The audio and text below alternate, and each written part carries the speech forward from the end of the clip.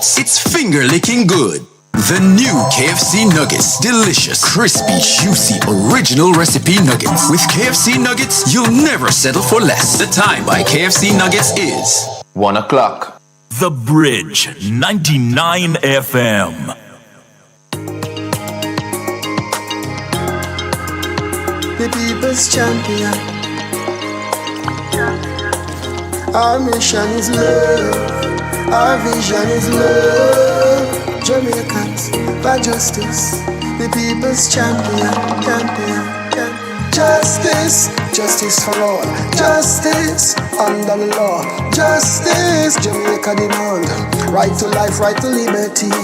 Justice, justice for all. Justice under the law. Justice, the people demand. Right to life and security. Oh, what a job. Oh, what a Happy Tuesday.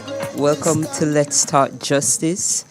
I am Jade Williams, Policy and Advocacy Specialist at Jamaicans for Justice, and I am normally joined by Michael Jackson, Executive Director at Jamaicans for Justice. She's running a bit late today, so I will start out the show and hopefully she will join us soon. Our substantive topic for today focuses on the EU Samoa Agreement, which we have delayed in our signing of as a nation. So we're going to be joined by Glenroy Murray, Executive Director at Equality for All Foundation, and human rights advocate Carol Narcisse to discuss some of the intricacies of that agreement later on in the show. But before we do so, of course, we will start out with our recap of our human rights issues over the past week or so. And while these may not be completely human rights focused, they are certainly some current affairs issues that we think we should bring some attention to.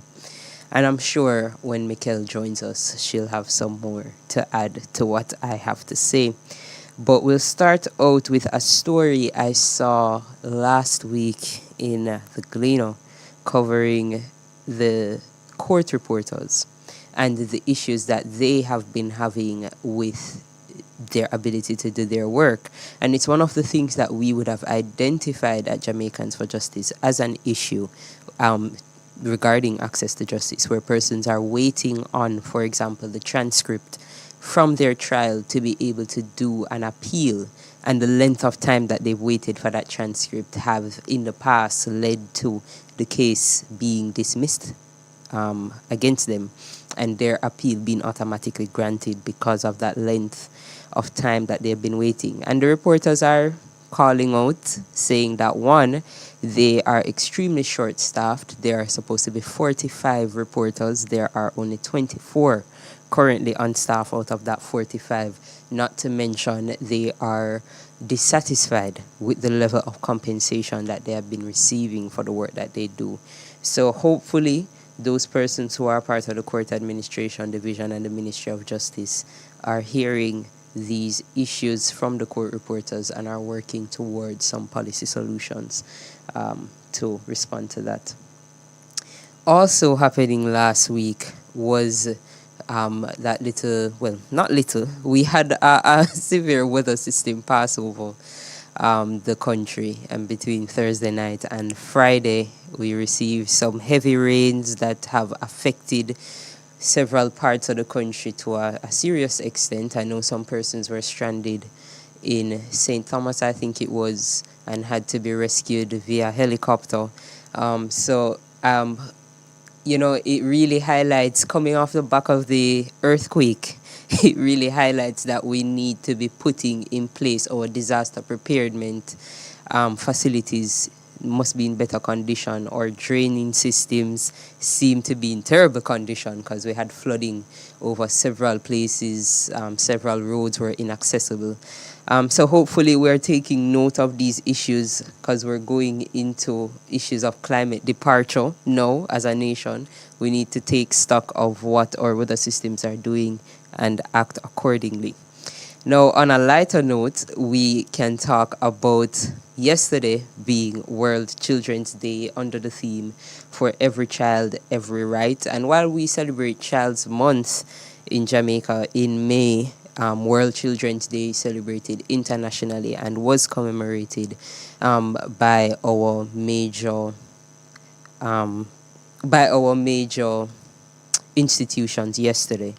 And in addition to that, we will have several important days coming up, including this Saturday being International Day against the Elimination of Violence Against Women. That is the 25th of November and marks the beginning of what is the 16 days of activism. So you'll be hearing a lot from us and several of our partners over that period of time. Now, there's one other thing I want to talk about, but I will leave it to the end of the show in our final segment. So we'll go now straight to our right of the day. And our right of the day for today comes from the Charter of Fundamental Rights and Freedoms, Section 13 of your Constitution, 3B, which states that we all have that right to freedom of thought, conscience, belief, and observance of political doctrine. However, in our Constitution, it should be noted that all our rights are limited to the extent that they do not prejudice the rights and freedoms of others. So you have your rights as long as it is not being enacted in such a way to prejudice the rights of others. And our trivia question for today, in keeping with our topic, is: what is the name of the agreement that precedes the Samoa Agreement? So we're going to be discussing the EU Samoa Agreement today, and there is an agreement that preceded this one. What is the name of that agreement? To participate in our trivia, you can send us a WhatsApp at 876-239-7583, or you can send us a message on our Instagram pages at Jamaicans for Justice. So, our substantive topic for today: why not sign? Interrogating the issues around the EU Samoa Agreement. Now, recently, our government would have delayed its signing of the Samoa Agreement, which is the agreement to replace the previous 10-year agreement. I purposefully did not include the name, as that is a part of our trivia today. But the delay is due to concerns raised by the Christian lobby group, the Jamaica Coalition for a Healthy Society. And their concern is that the agreement is outside of the usual scope of international agreements, that it binds Jamaica to vague human rights obligations, and that it will force the reintroduction of comprehensive sexuality education in schools, which they find to be a perverse curriculum. That it has the potential to involve Jamaica in unspecified international instruments and threatens the rights of Jamaican citizens to freedom of conscience and freedom of expression. Now, in response to these concerns, 15 civil society groups as well as 21 individuals, including Jamaicans for Justice, would have responded in an open call to the government. And their argument was that the agreement's scope was not unprecedented at all, as similar subject areas had been covered in the articles of the previous agreement, which was in place for 2000 to 2020 and extended into 2021. Furthermore, that the concerns about the absence of a definition of human rights is immaterial, as the text would align with all other existing international declarations and agreements that speak to the same issue. So that group of persons would have called on the government to sign the agreement and emphasized that it is in continuity with the agreement that was in place for the previous 21 years. Now, the government would have said it is taking concerns into consideration and will be doing some stakeholder engagement and consultation, and therefore that is the reason for the delay. So we're going to be unpacking some of these concerns and some of these issues, and also some of the arguments in response to these issues. And to do so, I am joined in studio by Glenroy Murray, the Executive Director of Equality for All Foundation. And am I joined by Miss Carol Narcisse? No, so she will join us shortly.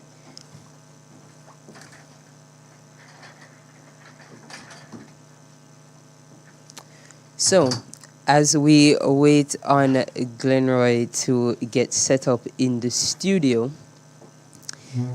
I have to wonder, and these are some of the things I'm gonna ask Glenroy to first discuss with our listeners. What exactly is this agreement that we are all so concerned about? What does it affect? What is the general scope of it? If you could give us that response. And I'm looking to my producer now. Yes, you can. Okay. First of all, thanks for having me on the program. It's interesting because, this agreement has been talked about in certain corners for years and, months. And I don't necessarily think a lot of us have paid a lot of attention to it because it's standard fare. So what this agreement really is it's a partnership arrangement between EU, the European Union on one hand, and ACP countries, that's the African, Caribbean, and Pacific countries.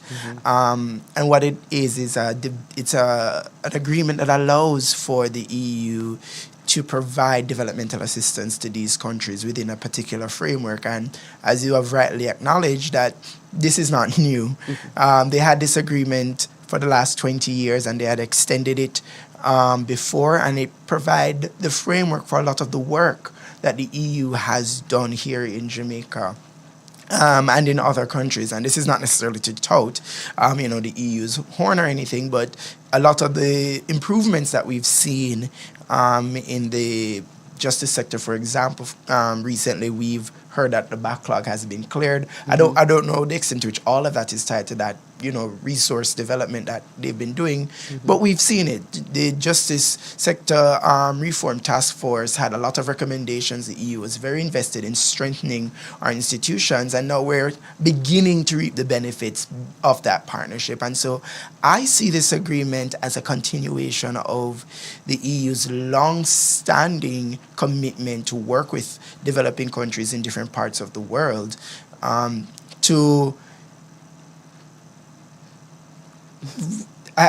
trying to figure out the proper terms, really, to kind of do that reparations work almost. Yes. Sort of, but not really, to help these countries get to an even playing field within the global space. Okay, so based on that description of what the agreement is, I am a little bit confused about where the concerns are coming from. What if you could illustrate what exactly in the text was so concerning? Well, so, there were several concerns raised by the particular groups, and they were saying there were a lot of human rights, quote-unquote, obligations within them.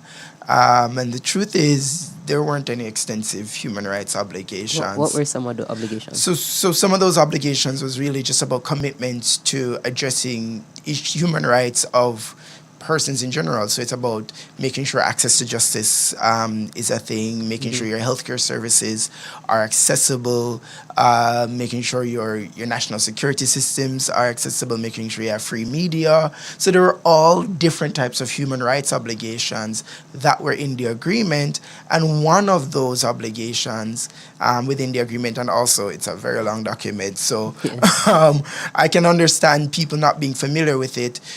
So when you look at like the different protocols, because within the agreement there are regional protocols, because it's the ACP, but each region has its own sets of arrangements. Right. So when you look at the Caribbean protocol, there's a section that asks that both parties, which is the EU and the Caribbean countries, to stress the need for universal access to sexual and reproductive health information. It's not an obligation in the truest sense, in terms of, because we signed this agreement, this means that we have to now provide sexual health education in a particular way in our schools. It just says we're committing to recognizing that this is an important thing that as a government we must do here in the Caribbean. We must provide access to this information and service. And the important thing is that it's not different from anything else that we've signed on to. We have signed on to the Convention on the Rights of the Child. We've signed on to the International Covenant for Economic, Social, and Cultural Rights. We've signed on to the Convention for the Elimination of All Forms of Discrimination Against Women. And when you look at all of these international human rights frameworks, altogether, they say the exact same thing that this new ACP EU agreement is saying, but in much stronger language. So what we're not recognizing is that every 4 or 5 years, we as a country have to report to different UN treaty bodies. We have to report to other nations in the UN system through the Universal Periodic Review and say how well we're doing with human rights recommendations and human rights obligations. So we're already as a country in a position where we have to say, are we doing enough to provide sexual health information to young people and to adolescents and so on? This agreement just says the EU wants us to continue on that path and want to fund us. Okay, thank you so much. That was a great breakdown of what the issues are. I know that Carol just joined us, but we're going to take the break, and when we come back, we'll pick up with her.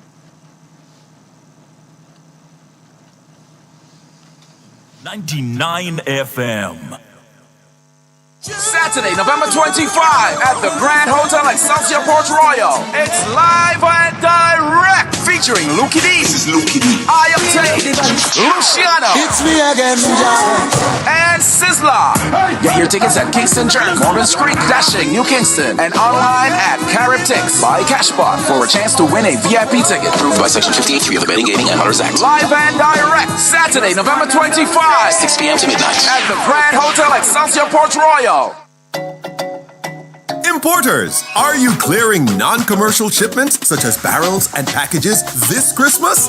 Join the Jamaica Customs Agency for a riveting online forum on contactless clearance and the new Customs mobile app. Wednesday, November 22, 2023, starting at 10 a.m. under the theme Customs Clearance Made Easier Through Digital Transformation. Importers, clearing customs is now easier with contactless clearance. So, click, connect, and converse with Customs by visiting our website at jacustoms.gov.jm to register and to participate. Jamaica Customs, keeping our customers in focus.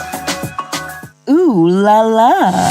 I see what I want at Phosphorus Christmas in November sale. November 20 to 30. Kingston, Mandeville, and Montego Bay. Come get your wires, breakers, chandeliers, flood lamps, LED bulbs, standing fans, and so much more. Shop Kingston, Mandeville, and Montego Bay. You can't afford to miss it. Come shop. Come save at Phosphorus Christmas in November sale. November 20 to 30. See you there at Phosphorus.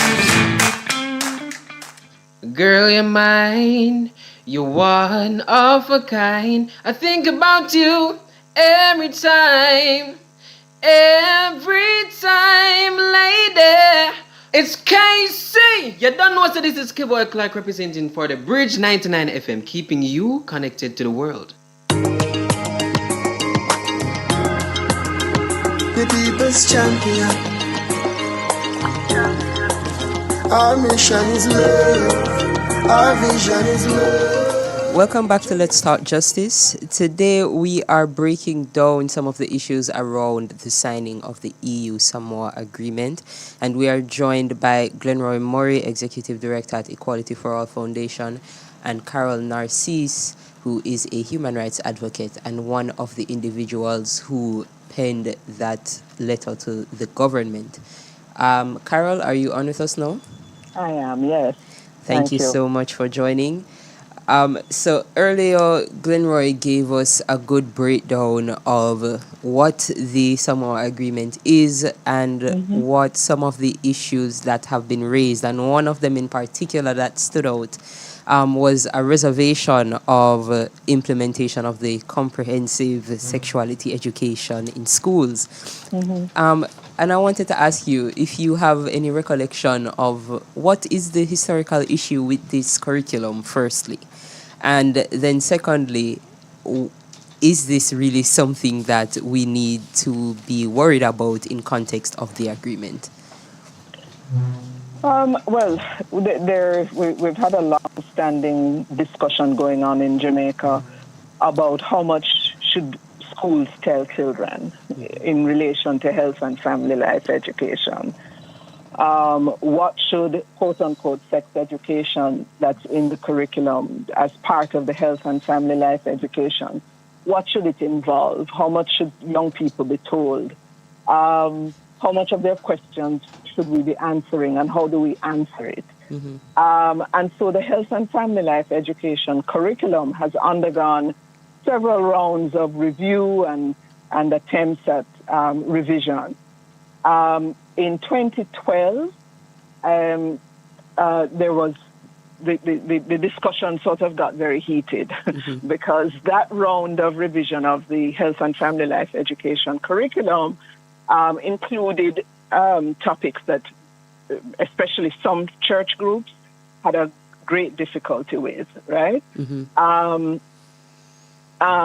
Because some professionals are of the view that if young people are struggling around issues of let's say, gender identity, right? Who am I? I don't feel as if I embody the body I have been born into, right? It just feels weird to me. I don't feel like my head don't feel like this. Where does that young person go? To whom does that young person speak? And how prepared, if it's a teacher that young person is going to talk to, how prepared is that teacher to interact, or how prepared is that guidance counselor to interact with that child, right? The curriculum spoke to things like family and the fact that families no longer, husband, wife, and 2 children, that family forms are very varied. In Jamaica, it can be grandmother alone and children. It can be 2. A range of issues were brought into the curriculum. Yes. Some groups, some faith groups had huge difficulty with those things being in the curriculum. And so there was a big blow up and those were taken out. Now, comprehensive sexuality education is a very broad set of topics that can go into that curriculum. And the idea is that it is trying to help young people to understand themselves as a human being and the way their bodies change, the feelings they have for other people, how to handle those feelings in a healthy way, a whole range of topics, right? If you're being approached by someone in relationship, let's say you're a high school student, you have a little boyfriend and them beating you, what you must do, stay in the relationship. So we talk about domestic violence, all sorts of topics are covered. There are many who believe that the curriculum mustn't cover those things because what you're doing is sexualizing, quote unquote, sexualizing young people. By that, they mean that you are kind of trying to groom them into sexual behaviors. The main thing that is the concern is that it is sexualizing young people into issues of gender identity and the notion that is really only male and female, so don't talk about nothing else, right? Yes. Or it's sexualizing them into homosexuality. Why people would think that, I don't know, but they do think that. So these are the issues. Now, the context that these debates are happening is a context in which Jamaica has one of the highest rates of early sexual initiation for children. The age at which they start having sex is very young, one of the youngest in the Latin American and Caribbean region, right? So by the time our children are 12 and thereabouts, many of them are having sex. What should we be talking with those children about? We also have one of the highest rates of early pregnancy and parenthood. How should we be helping those youngsters? So this agreement with the EU recognizes, tries to identify with countries the issues that they are grappling with and places those issues within an agreement that says this is an issue of great concern for Jamaica. All right, let's put it in there because that then allows the EU to fund programs in those areas, right? So if economic issues are of concern, it's in there. Human rights is an issue that we're evolving and developing, so that is in there. Uh, Environment and climate change is an issue of concern, and so that is in there. And so it covers a range of topics, and that then allows for there to be a framework in which development assistance from the EU can be channeled. So my question would be, is there any prescriptive aspects to the agreement that gives any specific instructions or action items, or is it simply a call of recognition of the issue and a commitment to addressing it? Or yes, so if you could elaborate for me. Right. So the question is this an agreement that forces a government to do anything? Or is it an agreement that sets out the framework for the collaboration and cooperation? If a government chooses to do X or Y, however they and their people and their citizens decide they want to do it. So let's say, for example, that Jamaica decides that it's going to set up a single human rights entity. That will be an entity to which people can report human rights breaches, and it has, let's say, a quasi-judicial part to it, just like how the Integrity Commission has a part to it that has an investigator, and it has a semi-prosecutorial function. Yes. Right. So suppose we decided we wanted to do that for human rights. That would be a Jamaica decision.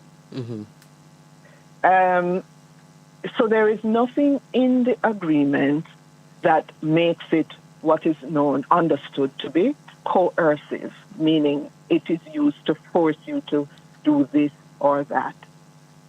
It's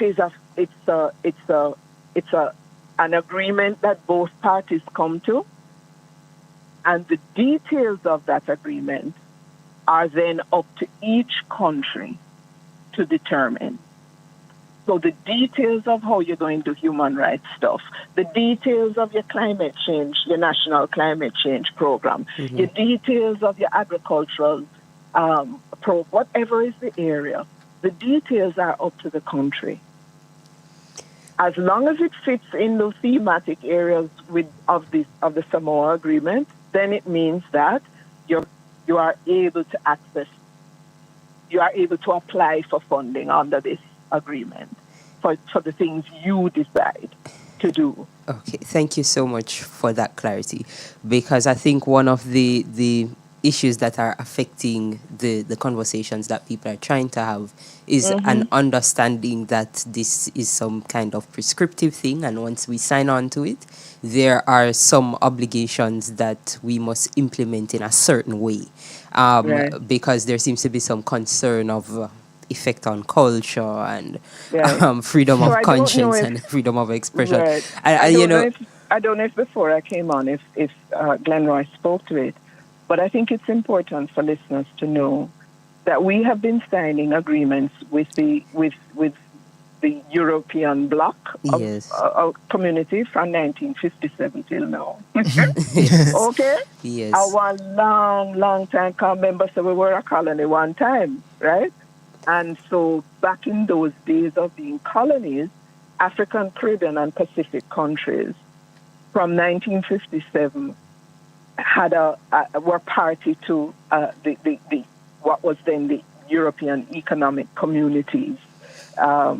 They created the European Development Fund back in 1957, and that's the fund that supported then colonies in their development efforts. And then since most of the countries have become independent, etc., they've continued to sign periodic agreements with what has now become the European Union So there was one in 1975. There was one in several between 75 and 2000. Then one in 2000 that lasted till 2020, and then it got extended to 2021. So this new one, long history. Long history. And no, I would pay anybody any amount of money I can find if they can tell me one law in Jamaica that we have been forced to change that didn't come about because Jamaicans either advocated for it or the Jamaican government saw it as necessary to do in this time. Since then. Thank you so much, Carol. We're going to take a quick break. When we come back, I just want to discuss with you both what effect could us not signing this agreement have on our development, on our citizens, and our sustainable goals. So we'll take the break and we'll be back to discuss that.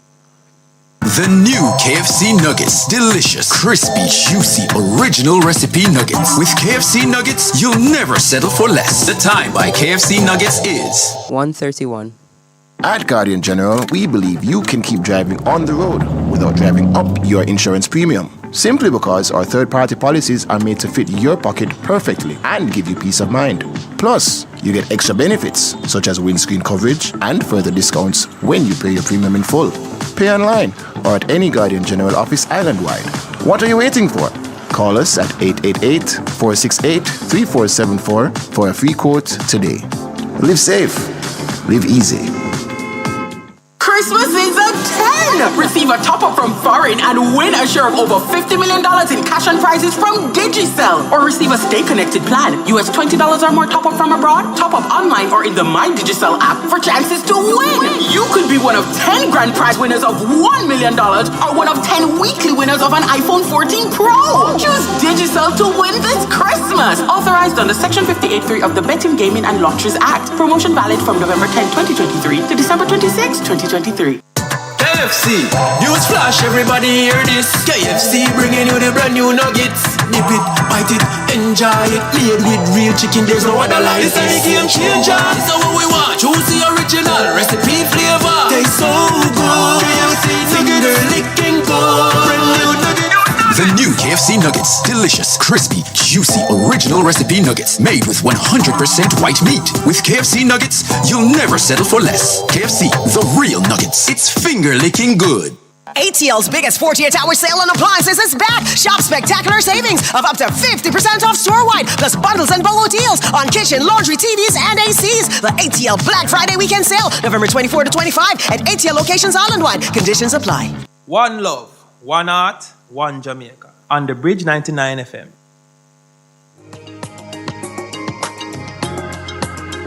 The deepest champion. Our mission is love. Our vision is love. Jamaicans by justice. The people's champion. Justice. Justice for all. Justice under the law. Justice. Welcome back to Let's Talk Justice. We've been discussing the issues surrounding Jamaica's signing of the EU Samoa Agreement. And we've had some really good discussions so far. We've broken down what the agreement is about. And we've also broken down some of the challenges and some of the responses to those challenges. But there's one aspect that I definitely wanted to touch on before we close out this interview segment of the show. And I wanted to ask you, Glenroy, you mentioned a lot of programs and benefits that we would have had due to funding coming from the EU under previous agreements. What, if any, effect could this delay have? I know that several of the other countries who would have been party to it have already signed. So does this prevent us from signing in future? Can we still join? And if we can't, what effect would that have on us? So I know we can still sign in the future. The timeline for that, I'm not 100% clear on, to be honest. Mm-hmm. But the delay is that this is a framework for development assistance. And so unless we have a framework in place, the likelihood of us getting the level of support that we've gotten over the last what would it be, Carol, 60, 70 years, Yes. would not necessarily be there. And so we really have to think about are we allowing noise to distract us from all that this agreement opens us up to as a country? And when I say all, I mean the support for all our industries, because there's been a focus in the media and in the discussions to look at the the human rights provisions and the sexual health related issues. But that's one small section of, as I said, over 190 pages in an agreement that looks at development in a range of different areas.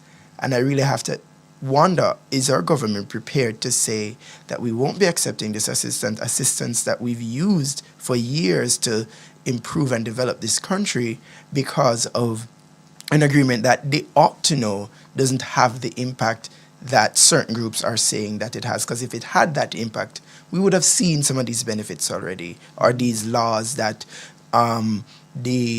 these church groups are claiming that are being forced upon us. We would have seen it already. Our HFLE curriculum currently does not meet the standard for comprehensive sexuality education, Yes. but we already had an agreement in place that is very similar to this one. And so the question is, if we're not there already, what new is this agreement going to add? And the answer is not much in terms of our laws, but what new it can add is a continuation of that developmental assistance that we've been benefiting from.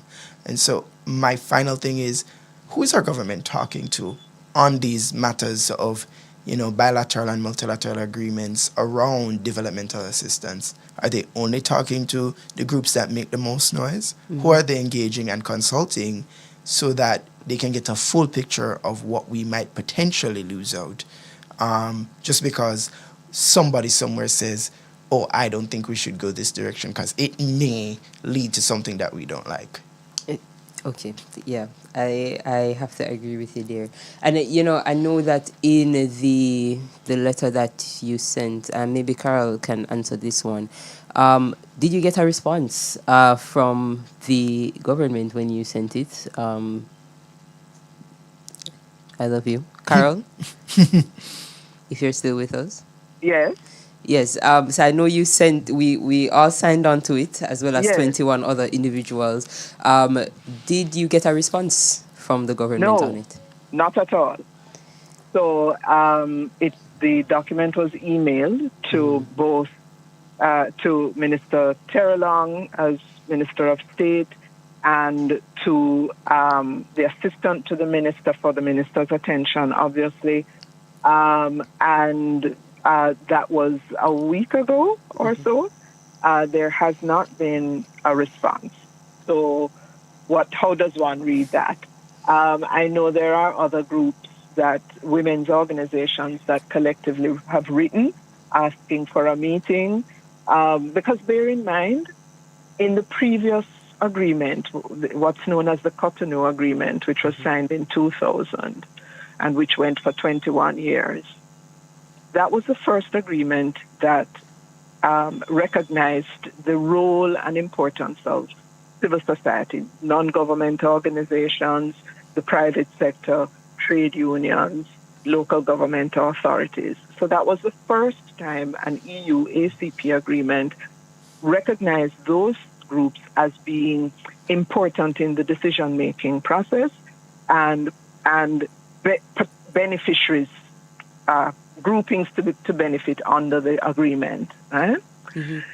In preparation for that agreement, 20 years ago, the government at the time established a standing forum. We met once a month, I think it was, or some frequency like that. It had private sector on it, NGOs of every description that you could think of, etc., etc.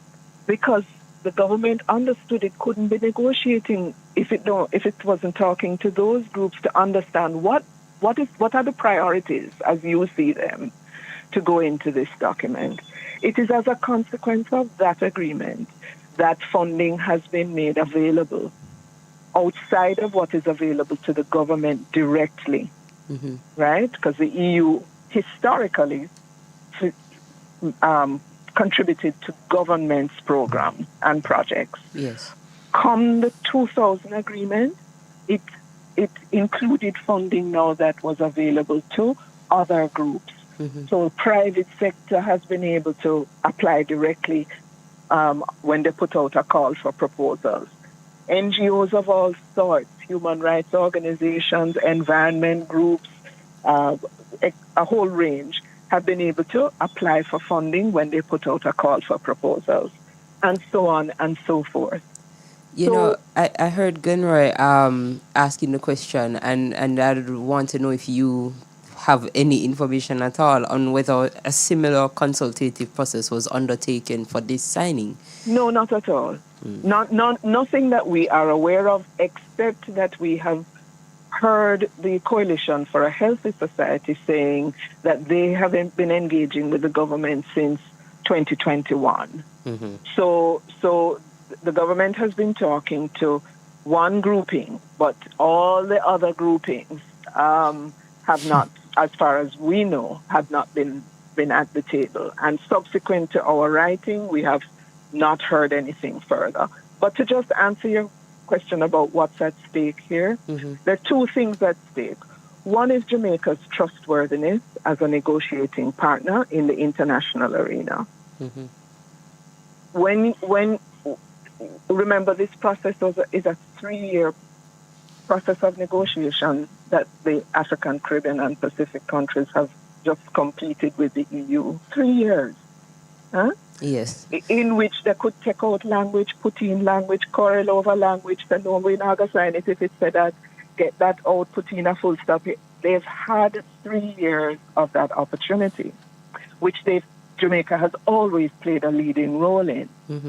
So if your partners cannot trust that at the end of that long wrangling, right, you're not going to come and scuttle the process because one group in your country raises an issue that is not even an issue in the document, right? Raises a concern that is not borne out by what is in the document. It makes our trustworthiness, our word, be problematic in the international space. So that's one thing. And then the other thing, of course, is the direct financial support and technical support, because it's not just money, right? It's also technical assistance of all sorts.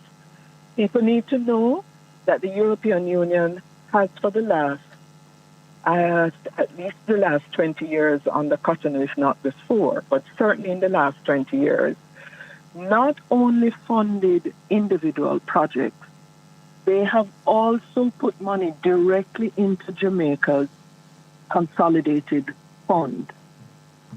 They call it budget support, right? That means that they put money into your general budget. So when Minister of Finance come up Parliament, come read budget, and him says money ever come to pay for this from here to here to here to here. So remember, me tell you, that some of that money for the last 20 years has come from the EU's direct budget support to Jamaica. And no law that is objectionable has been changed with that, which is critical to point out that with all the support that they've been giving over the past 20 years, we've not seen any earth-shattering laws change that the government themselves weren't in support of. And so this narrative that this current administration has allowed certain groups to run with and to allow them to stall an important process is concerning at the very least. Yes. Yep. And so in addition to budget support, it has supported road repairs, their funding. Their funding has supported equipment to police and improving the capacity of our police force. It has supported the agricultural sector. It has supported the justice reform process that we have been undergoing for the last at least 15, 20 years, right? Yes. Improving our court systems and all sorts of things. So these are big development concerns that the country has had, that it has had support for?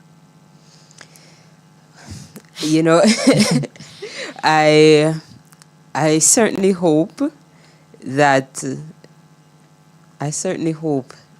we can get an update soon on the inquiries that you have made. Firstly, on the consultation process, because being told that the delay is continuing due to that consultative process, that we are unaware of who is being consulted with and when and what that timeline is, as you've both acknowledged, is extremely concerning for such an important process that has supported so many major aspects of our development and our sustained operation as a nation. So hopefully we'll get those kinds of responses soon, but we will continue in our advocacy, I'm sure, to hold some accountability as best as we can to get that response. But we are up on our break. I want to thank you both. And I actually have to leave you. Okay, well, so I guess we are timely. So I thank you both so much for joining us. Thank you for the opportunity. No problem. And thank you, Glenroy, for coming in studio to speak with us today. So we're going to take the break, and when we come back, we'll go into our final segment of the show, respond to our trivia questions and so on. So we'll be back. Okay, bye-bye. If you're in business, get on the bridge. 876-669-5000. If you're in business, get on the bridge. 876-669-5000. If you're in business, get on the bridge. 876-669-5000. Call now. Up and Go, the Diaspora's #1 morning show, right here on The Bridge, 99 FM. Up and Go brings borderless connections in real time and covers the latest news, people's views, and entertainment features like no other. Wake up with us. We've got you covered. 6 a.m. to 10 a.m. We give you more in the morning, right here on The Bridge, 99 FM. Yo, dancehall can't start when the money must shut the content. Right. Introducing the Bridge 99 FM Dance Hall Chart Show. I are the one and they are what? All about our weekly top 10 music countdown, our Bridge Spotlight featuring artists and music producers, and our chat with the Bridge Jocks and music director. We bring you in on the action. Just send your videos every week for your favorite artists on the chart in our Fan Affair segment. Do it WhatsApp 876-551-5782. Jogger! It's new, it's authentic, it's trend-setting, and only on The Bridge 99 FM Dance Hall Chart Show, hosted by Shell. You know the vibes this Friday at 1 p.m. at the wickedest thing since dancehall. You know the thing go, we're bringing the vibes to the where, to the what, to the world. Boom bam! Hey yo, you don't know it's The Bridge 99 FM. Keep it locked, dirty.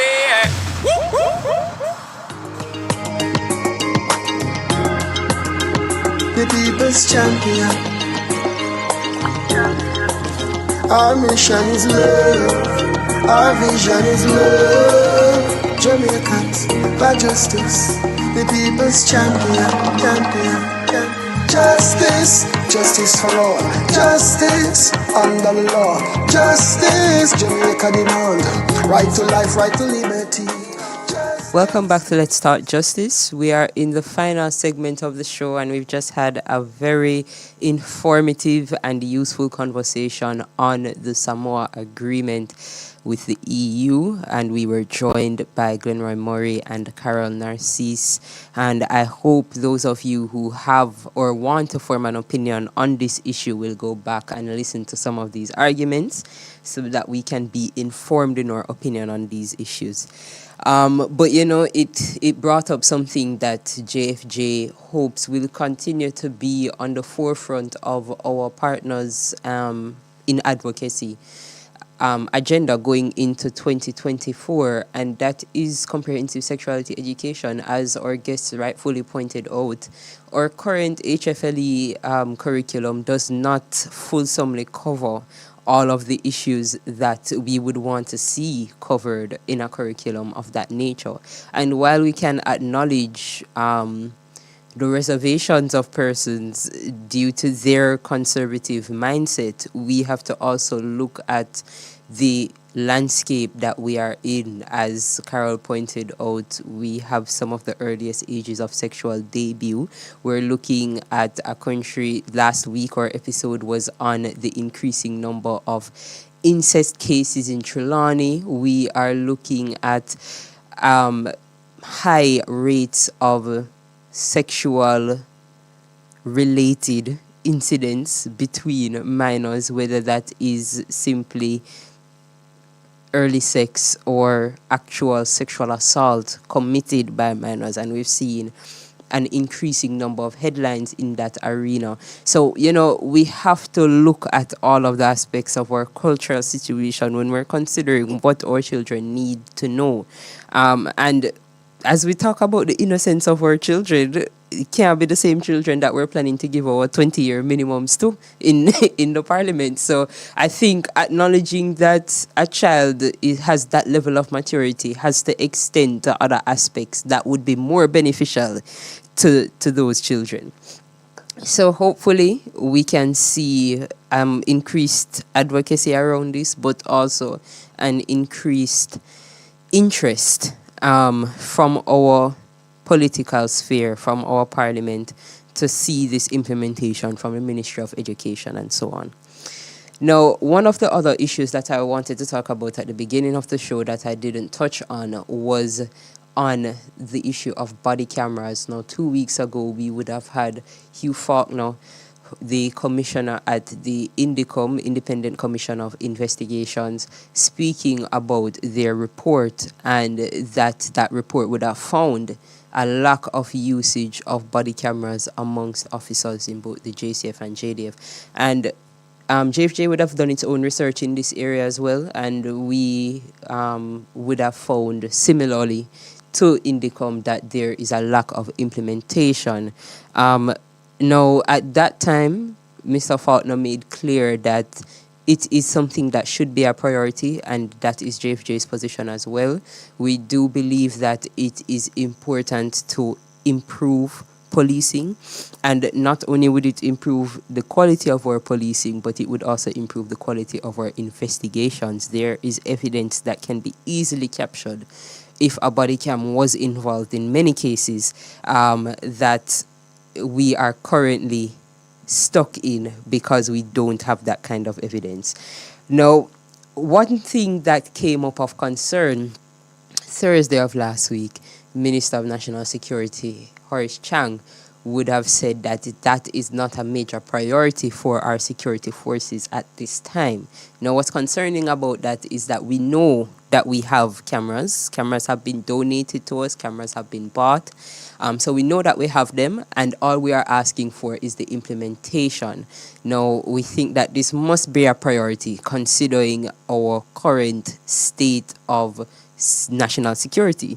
We are constantly trying to find new and innovative ways to improve our crime rate, and we do believe that this is one of the ways that can be done. So we hope that Minister Chang will heed to the calls of INDICOM, who have been working extensively in the area, who have been covering issues of citizen and security force clashes, where this evidence would have been instrumental, not only to assist the citizen, but in many cases to assist the officer to show that he acted within the course of his duty. So we hope that opinions on this will change. This must be a priority going forward. And we will certainly continue our advocacy in the area to make it a priority. Now, I'm just going to give us our trivia question response for today. And the trivia question was, what was the name of the agreement that preceded the Samoa Agreement that we discussed today? And the name of the agreement, as Carol would have said during the show, so hopefully someone was listening, was the Cotonou Partnership Agreement. And someone was listening because we do have a winner for our trivia on Instagram. It's Kimmy is the winner, and we will respond to you via DM with your prize. My producer is constantly on the plug, but as we would have said, we have November 25th coming up on Saturday, the beginning of our 16 days of activism. And as a part of that period, JFJ will be hosting a community intervention on December 8th at the Halfway Tree Transport Center, beginning at 1 p.m., ending at 5 p.m. And we will be out in our numbers, giving information, talking about JFJ's history, sharing our pamphlets. Our attorneys will be there. So if you have any complaints, if you need any sort of assistance, we will be on deck. We will also be joined by the Domestic Violence Intervention Center of the JCF for the day. And we have a little bit of a surprise, it's a walking thing where it's going to be excitement. We're going to have our posters. You're going to be out in our t-shirts, walking the streets of Halfway Tree. And we will be joined by the Tivoli Drum Corps marching band that will bring a little flair to our event. So come out, get your information, ask your questions. We will be there from 1 to 5 at the Halfway Tree Transport Center on December 8th. Of course, we have several things coming up over the period of the 16 days, so stay tuned to our social media, our Twitter, JA for Justice, and Instagram, JA for Justice. We will have information coming out in our social media graphics. We will be having a Right of the Day series that between myself and my producer, we'll be explaining some important provisions on our social medias over the next 16 days, as well as some other events that several persons would have been invited to coming up. So keep watching and engaging with our social medias. Now, I believe next week, or is it the week after, we will have on December 5th a special episode with CCJ President Justice Saunders.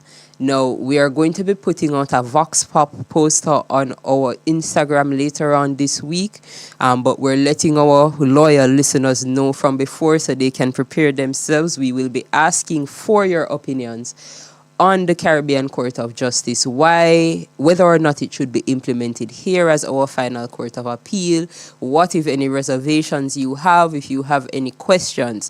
Now, of course, if you send us in a video message, you will be eligible to receive $500 credit from the network of your choice. And you would send that to our normal WhatsApp number for the show, which is 876-239-7583. Now, you don't have to send a video message, but we are encouraging it. And if you do send a message, you may be featured on that episode on December 5th. So think about your questions. We'll be posting our graphic later on this week. You can respond and let us know your thoughts on the Caribbean Court of Justice or any questions you may have for Justice Saunders when he joins us on the day. So we'll be back next week for Let's Start Justice at the same time, 1 p.m. to 2 p.m. Unfortunately, Miss Jackson was not able to join me today, but we forgive her. She's busy doing the important background work that JFJ needs to get done. So we appreciate her sacrifice and we look forward to her joining us next week as usual. I am Jade Williams, Policy and Advocacy Specialist at Jamaicans for Justice, and we'll see you again next week, 1 p.m. Jamaicans for justice, the people's champion. Justice, justice for all. Justice under the law. Justice, Jamaica demand. Right to life, right to liberty. Out of many we are one in a Jamaica. Make it a better place for the boys and girls. Created equal by the creator. For equal rights and opportunities. No to unlawful detention and police brutalization. Class, gender, race or religion. We not tolerate discrimination. To join the fight against injustice, contact us at 755-4524 or JamaicansForJustice.org. The people's champion. You're now in tune to The Bridge 99 FM. from Jamaica To the world. Right. If you're in business, get on the bridge. 876-669-5000. If you